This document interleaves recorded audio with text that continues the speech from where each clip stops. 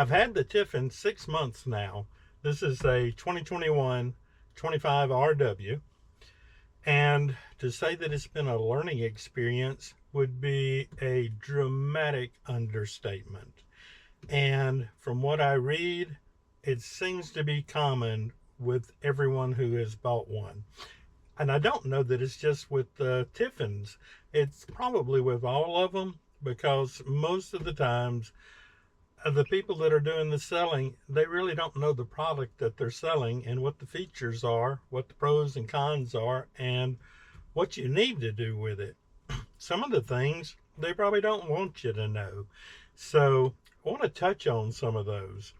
Today, the one that I see the most responses on when I look at Facebook, it deals with the battery and it not holding a charge.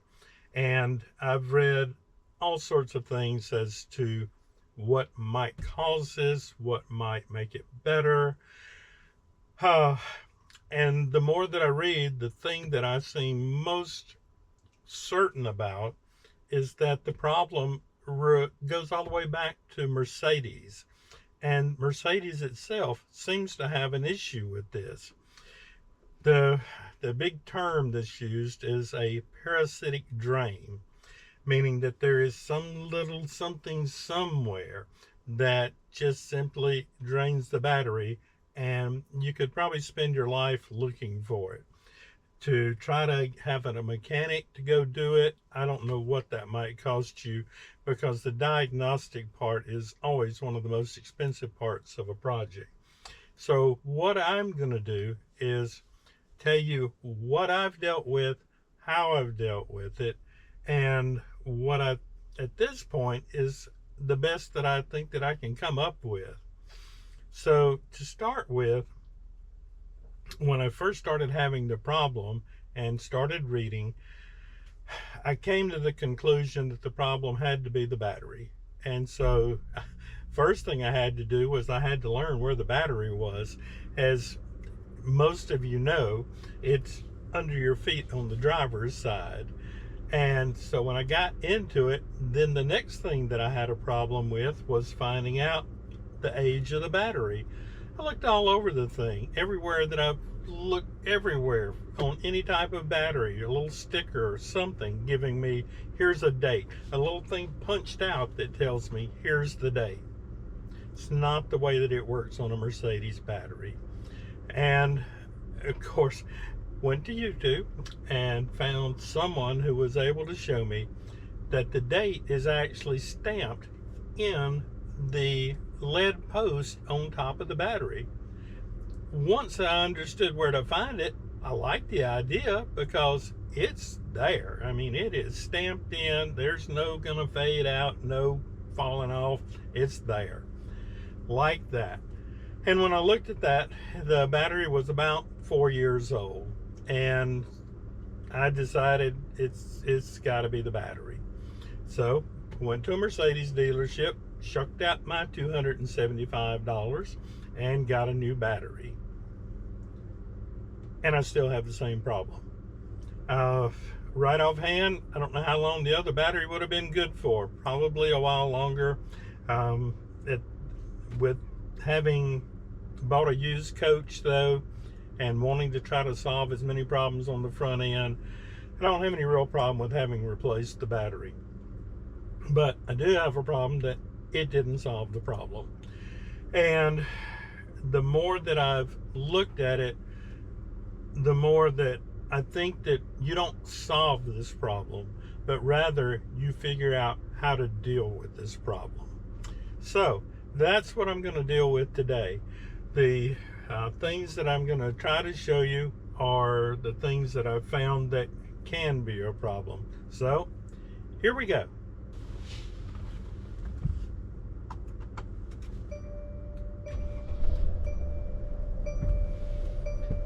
The Mercedes, as with most new vehicles, has quite an elaborate computer setup in it, and the infotainment center is one of those things. It can give you some pretty good information, and at the same time, it does create a drain on the vehicle. With the thing that I'll point out right off front, in the Tiffin, I'm not sure about the others on the Mercedes chassis, but to get the slide to go out, you have to, as you know, you have to crank the vehicle, you have to set the park brake, and once you've done that, then you can go back and you can have the slide to extend. So when you're at a campground and you're doing this, it's pretty much the way that I've found anyhow. Once I've extended the slide, I come in and I kill the engine, and then I go about my setup on things. Well, here's what I can tell you about that, is that if you do that and you don't ever look back behind yourself, that all of this stays live until you open the door and you close it. And then once you close it, it takes a few seconds where it allows you supposedly time to get out of the vehicle or whatever you need to do. And then all of this will turn off. Roughly, it takes about 30 seconds to make this happen. So if you go out that side door, or your coach door, you're not going to have that. And it's simply going to believe that you're still sitting there waiting to make the vehicle go. There, lights turned off. Didn't put a timer on it, but you see how long it took to make that happen. So there's one thing that I did learn, is that if you're going to set up like that, you need to come back, open the door and close it, so that the vehicle knows that you're through with it at that point. Here's something that I've just learned in the last day. That's, of course, when you get out of the vehicle and then you close the door and you hit the lock on the door, and then you walk away and go do whatever you want to go do. And if you've got shades up, which typically do to keep the sun out of there and the heat out, you really don't see anything inside the vehicle. Now, here's the key in this. I closed the thing pretty well, but it's not all the way closed. And since it's not all the way closed, then inside it thinks that I'm still there. And all the lights are, the dash lights are on,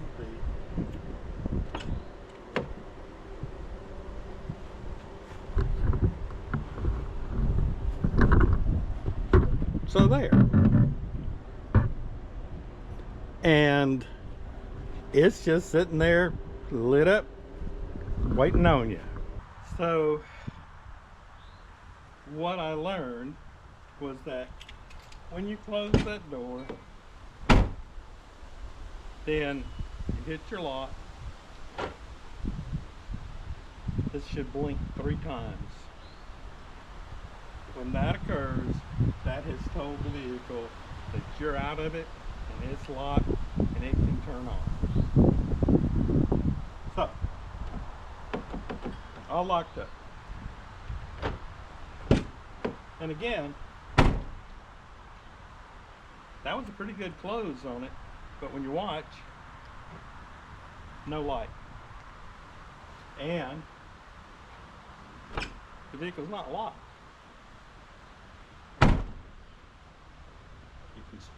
When you inspect it a little closer, you can feel it's not all the way closed. And nothing. It's not getting lights. Lights are still on the inside. So, close it solid, hit the lock key, get your 3 blinks on your light. It'll know that it's turned off, and it'll go ahead and shut down.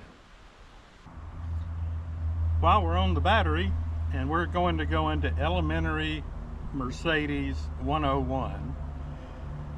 The battery is under your feet, under this driver's seat, or in front of the driver's seat. And so for those of you that have been around these, you know this. For those of you new to this, you may be just like I was, which was, I didn't know. So let me show you.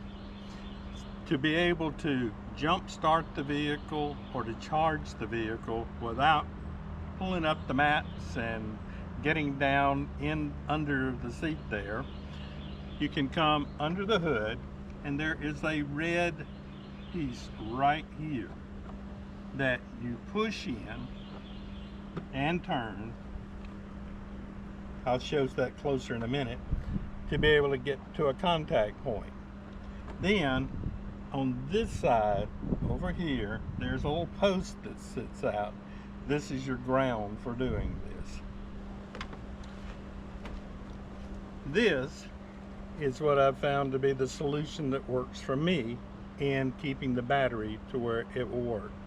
It's a trickle charger, very small, doesn't cost much. I don't remember, I may have paid 10-15 bucks for the thing, wasn't much. Plug it into an electrical outlet. Then, if you wish, you can connect right where I showed a moment ago, or we'll show you how to do it some other ways here. So for this, we'll take the hot and push in,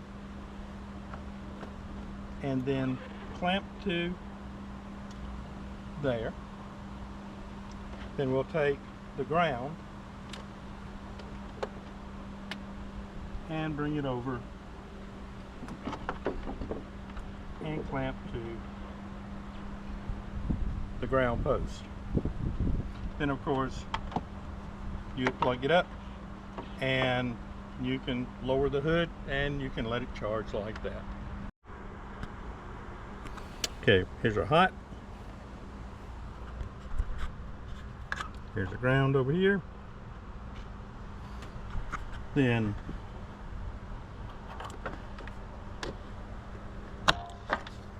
make sure you see how this works. Push it in, turn, push it in further. Then that has you where you have your metal to be able to connect to. Going under the hood will work, and it's okay if you do it once in a while, but across a period of time it would be a pain. So here's what I ended up doing, and I'll show you what some other people have done. So it takes a T20 torque wrench, and there are two little screws over here, and it's a little piece of hard plastic. It's kind of an L shape, you'll see in a moment. So take those screws out,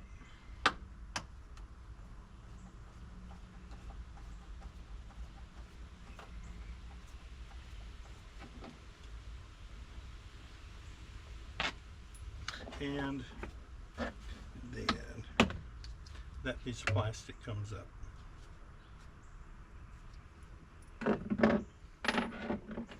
Then you can, if you wish, you can grab that mat and pull it up, or you can take it all at one time and pull all of this out.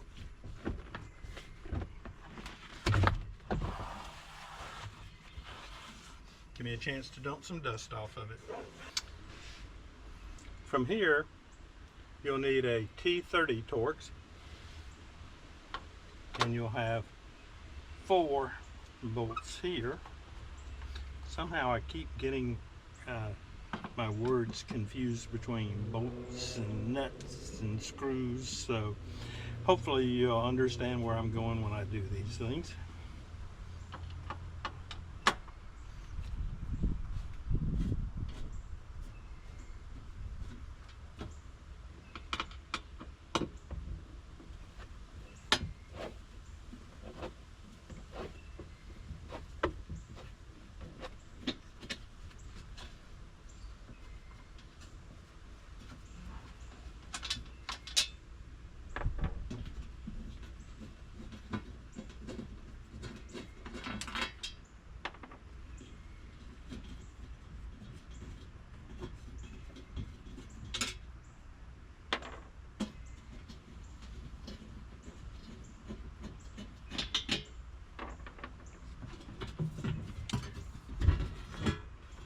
then we are into the battery. Okay, here's what we look like. And for those of you who are mechanics or electrical people that know a lot of things, take it easy on me. I'm not that person. So here you can see where I've connected this wire, and it's to the ground post. And on there, you may be able to tell on the top of that post, there's a date there. Maybe you can see that. So that was what I was talking about earlier about that date stamped on there. Then this cover comes off, and here's where I have my hot lead coming in, and the ground's over here, and then my wire that runs out. And for what I did, then I'm running this cable or cord back and go back further into the coach. All right, mats are back down. Ran my power cord. As you can see, it all went under mat, so there's no wires laying around, nothing to get fumbled and tripped over. It ran straight back along the side of the seat here, and then came out right back behind the emergency brake handle, and then comes in back behind the seat, and I'll show you that from the back side. From the coach side,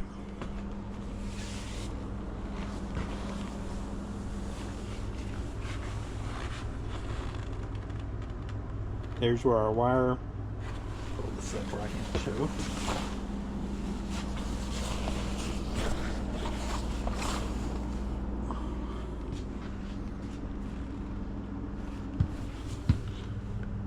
Here's where we come up from by the parking brake. It could be a little snugger through there.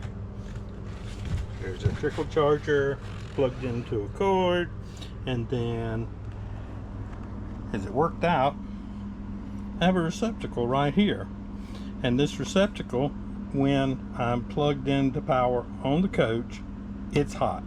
So then the whole time that the coach is getting electricity, my trickle charger is getting electricity, and my battery is being charged. Again, I'll tell you, I am 100% amateur, and so take this with knowing that you're getting it from a 100% amateur. On the flip side of that deal, though, the fact that I'm a 100% amateur and can do these little functions, anybody can do these things. And this has really worked well, and I've been able to keep the battery charged up, and I'm sure you have the phone app, and at that you can keep an eye on to see that the charge is in the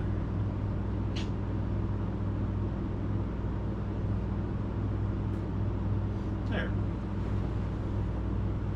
fully charged, if you can see.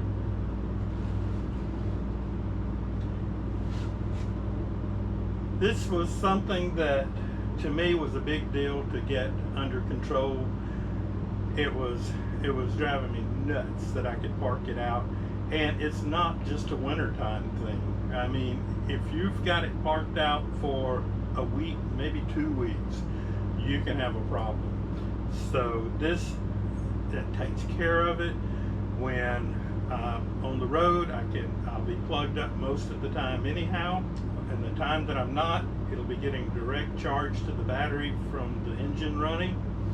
When I am at a site, I'll be plugged up. It'll be going ahead and taking care of that battery as long as I'm there. While it shouldn't need it for those times, it's just one thing I don't have to think about. I don't have to worry about it. So, I think that's I know that has really worked well. I've done that now for the last couple of months. As I go forward, as I've said, I've only had the coach now for about 6 months. It has been a learning situation. There's some other things that along the way that I've found that have made it to where it works better for me, and I will share those things with you at a later time. I hope you've enjoyed the video, and I appreciate your watching. Thank you.